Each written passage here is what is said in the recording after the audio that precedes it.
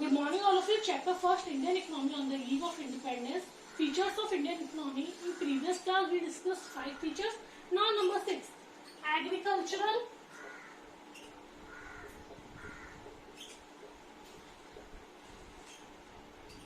Agricultural backwardness.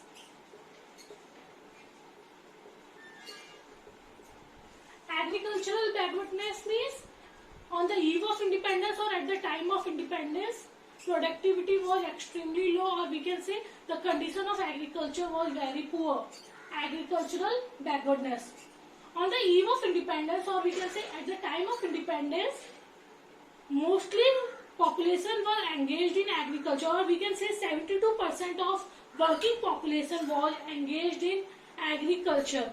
But the contribution of GDP was only 50%. 72% of working population was engaged in agriculture.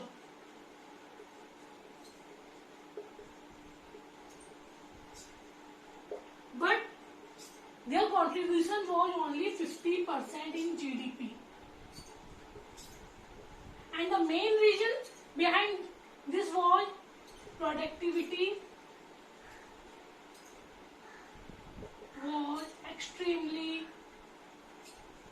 low. Per hectare output of wheat and rice was very low. Per hectare output of wheat was only 660 kilograms and rice was just 710 kilograms.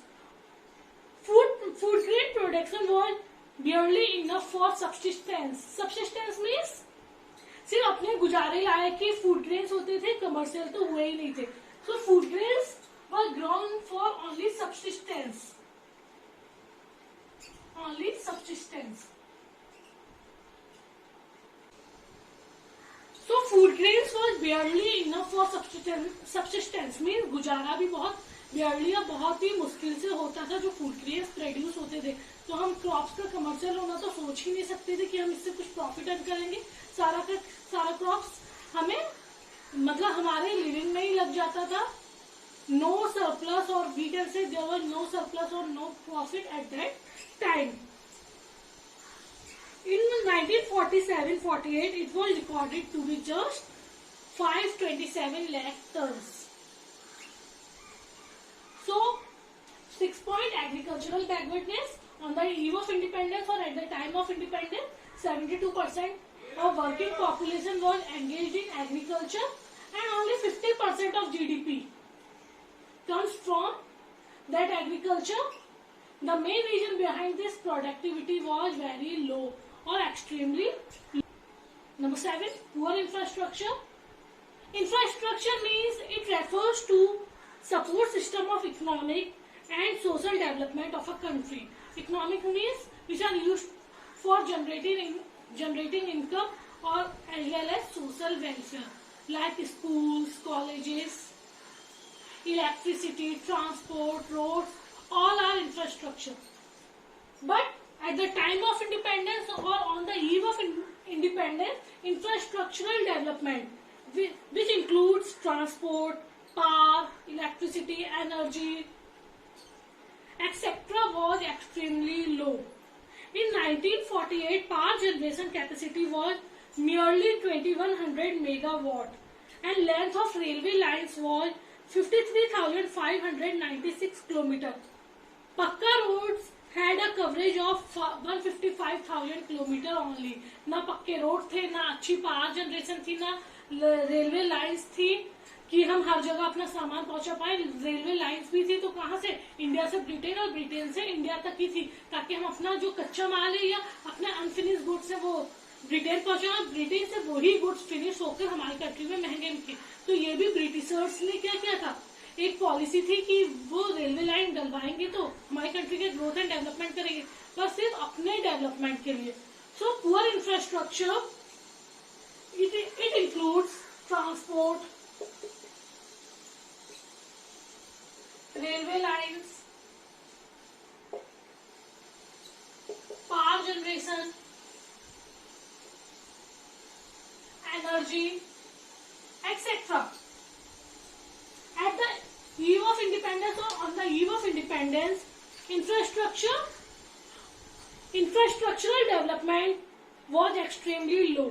In 1948, power generation capacity was merely 2100 megawatt, and railway lines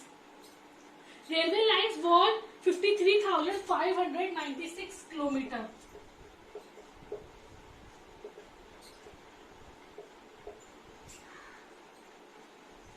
96 kilometers, and Pakka roads had a coverage of only 155,000 kilometers.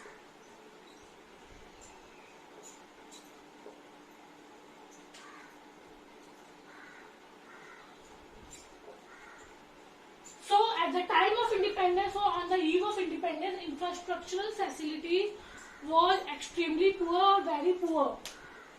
It includes transport, railway lines, parks, energy, schools, colleges, Pakka roads, etc. At that time, or in 1947-48, generation of power was merely 21, or electricity was merely 2100 megawatt. And at that time, railway lines was 53,596 kilometers, and Pakka roads had a coverage of merely 155,000 kilometers. Clear? So infrastructure means it is a support system of economic and social development of the country. Point number 8, limited urbanization. लोग गांव से शहरों की और या शहरों का development या अर्बन एरियाज का डेवलपमेंट बहुत ज्यादा लिमिटेड था. At the time of independence, or we can say in 1947 and 48, bulk of population were living in rural areas or in villages. At the time of independence, bulk of the population of India lived in villages. Bulk of population, bulk means huge amount. Bulk of population lived in villages. In 1948, only 14% of population lived in urban areas. In 1947-48, 14% population were lived in urban areas. शहरों में सिर्फ कितने लोग रहते थे? 14%. And 86% population were lived in rural areas or in villages. So bulk of population lived in villages.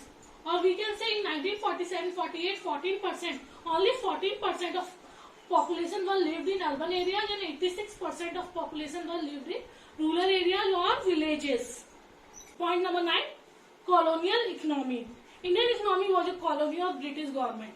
उस time Indian economy या आप बोल सकते हैं इंडिया के थे, कॉलोनी थी, ब्रिटिश गवर्नमेंट थी. And it employed exploitation of Indian economy by British government. और जितना होता था एज मच एज पॉसिबल क्या करती थी ब्रिटिश गवर्नमेंट? हमारा एक्सप्लॉयटेशन करती थी, हमारे ऊपर टॉर्चर करती थी. Following observation highlight how Indian economy suffered at the hands of British rulers. कुछ ऑब्जर्वेशन किए गए कि हाउ इंडियन इकोनॉमी, कैसे इंडियन इकोनॉमी सफर्ड हुई by the hands of British government या ब्रिटिशर्स. कैसे इंडियन इकोनॉमी ब्रिटिश गवर्नमेंट और Britishers के हाथों सफर हुई.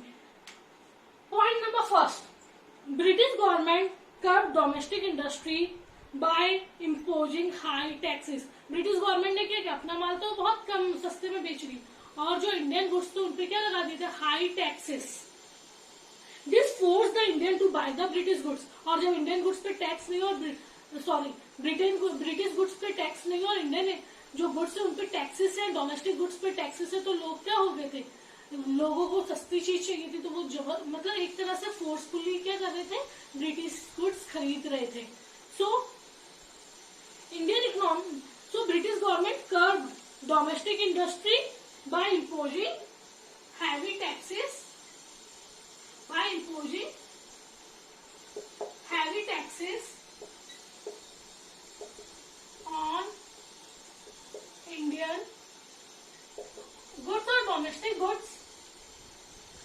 This forced the Indian forced the Indian to buy. This forced the Indian to buy British products. Clear. हमारे goods पे बहुत ज्यादा टैक्स लगा हुआ था और ब्रिटिशर्स क्या था, अपना माल बहुत सस्ते में बेच रहे थे.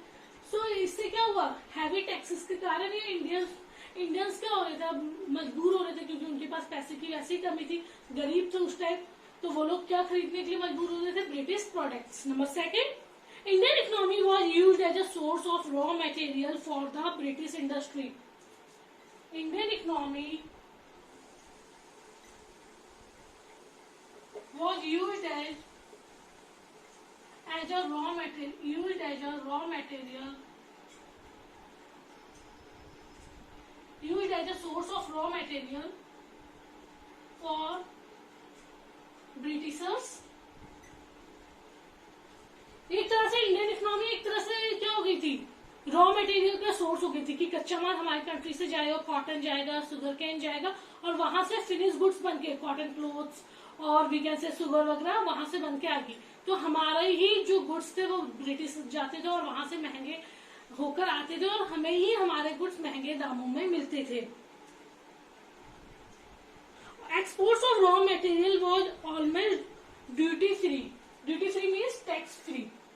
एक्सपोर्ट ऑफ रॉ मटेरियल कहाँ हो रहा था एक्सपोर्ट, ब्रिटिश में, और वो क्या हो रही थी, ड्यूटी फ्री या टैक्स फ्री होते थे.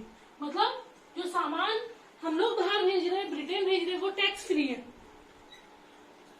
तो ज्यादा से ज्यादा सामान क्या हो रहा था, बाहर जा रहा था और वहां से बाहर से सामान बनके क्या हो रहा था, हमारी कंट्री में आ रहा था. वही सस्ता सामान हमें महंगे दामों में मिल रहा था.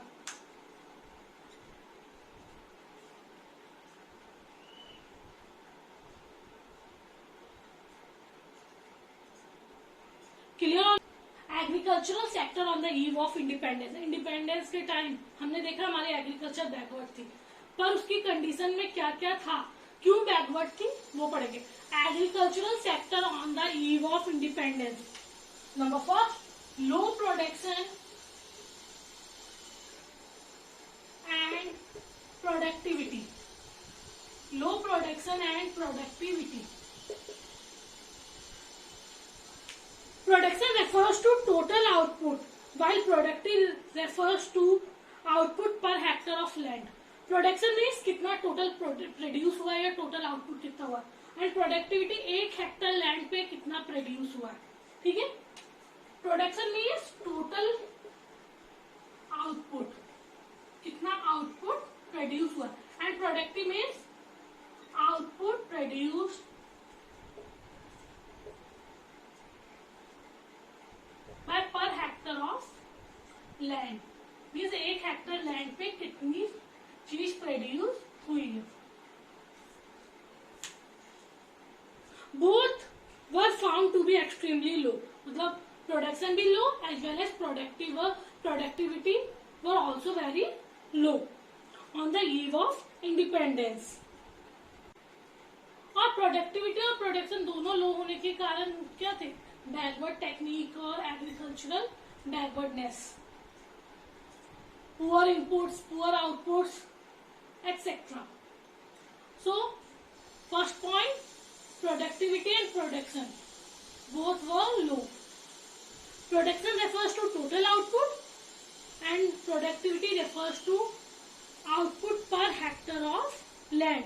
Both production as well as productivity were found to be extremely low because of backward techniques, poor inputs, outputs, etc. Number second, high degree of uncertainty. Agriculture indicated a high degree of uncertainty, means agriculture was extremely dependent upon rainfall. Agriculture was extremely dependent upon rainfall. मतलब कुछ certain नहीं था, मतलब अगर rainfall होगी तो ठीक है भैया, क्रॉप्स अच्छे, और रेनफॉल नहीं हुई तो क्रॉप्स भी अच्छे नहीं रहते थे या पुअर क्रॉप्स होती थी. So high degree of uncertainty means agriculture was mostly dependent on rainfall. Poor rainfall means poor output,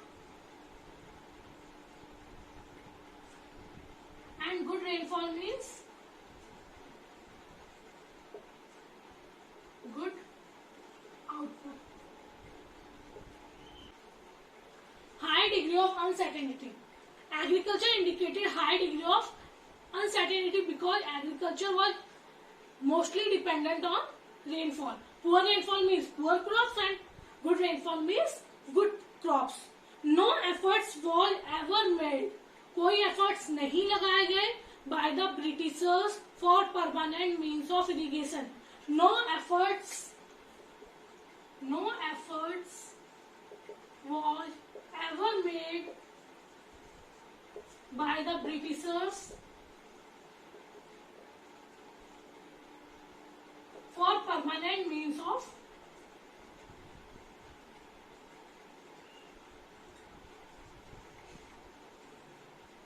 irrigation. मतलब उन्हें मतलब नहीं था, रेनफॉल पे डिपेंड है, हमारे रॉ मटेरियल तो यूज कर रहे थे, पर कोई भी एफर्ट्स उनके थ्रू नहीं लगाए गए थे कि ट्यूबवेल्स बनवा दे या पाइपलाइंस वगैरह डलवा दे ताकि इरिगेशन फैसिलिटीज अवेलेबल हो. So no efforts was ever made by the Britishers for permanent means of irrigation or to develop irrigation facilities. Clear? Number third, small and fragmented land holdings. Land holdings were small as well as fragmented. Fragmenting means a piece here and a piece there. एक piece यहाँ है land का and एक piece जैसे एक माधव नगर में दूसरा mission चौक में. So land holdings were both small as well as fragmented. Fragmented holdings means a piece here and a piece there. Most of the land holdings were uneconomic yielding, low output at high cost. और ज्यादातर जितनी भी lands थी वो कैसी थी? Unyielding, मतलब बंजर टाइप की थी जिसपे आउटपुट तो बहुत ज्यादा लो होता था. अनयील्डिंग, यहाँ पे क्रॉप बहुत कम उगती थी. लो आउटपुट नहीं है, पर उसके मेंटेनेंस पे क्या लगता था? High cost.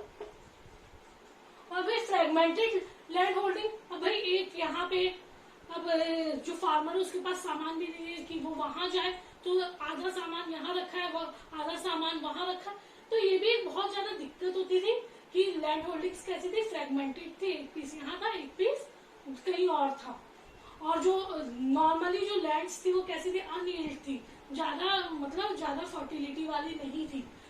As a result low output है but at high cost. Maintenance बहुत ज्यादा लग रहा था पर आउटपुट कैसे निकल के आ रहा था? Low. Clear? Number 4, gulf between owners of soil and tillers of soil. Owners of soil means जो असल में मालिक थे, owner of that land, and tillers of soils means farmers और landless labours. And owners of soil means zamindars, landlords. Actually the owners of zameen or we can say owners of land. So gulf between owners of soil and tillers of soil. एक बहुत बड़ा gap था owners of soil and tillers of soil, farmers and zamindars के बीच में. Normally जो जमींदार्स थे वो क्या थे? प्रॉफिट शेयर तो करते थे, बट कॉस्ट शेयर कौन करता था? या जो भी खर्चे होते थे, जो भी एक्सपेंडिचर होते थे वो शेयर नहीं करते थे. वो सारा का सारा बर्डन किस पे पड़ता था? फार्मर्स पे. So zamindars were profit sharing but not cost sharing.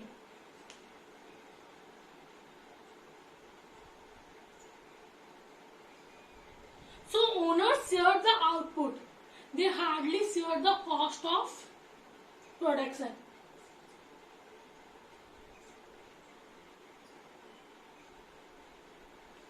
And that's the reason the tillers of the soil were merely given enough for subsistence.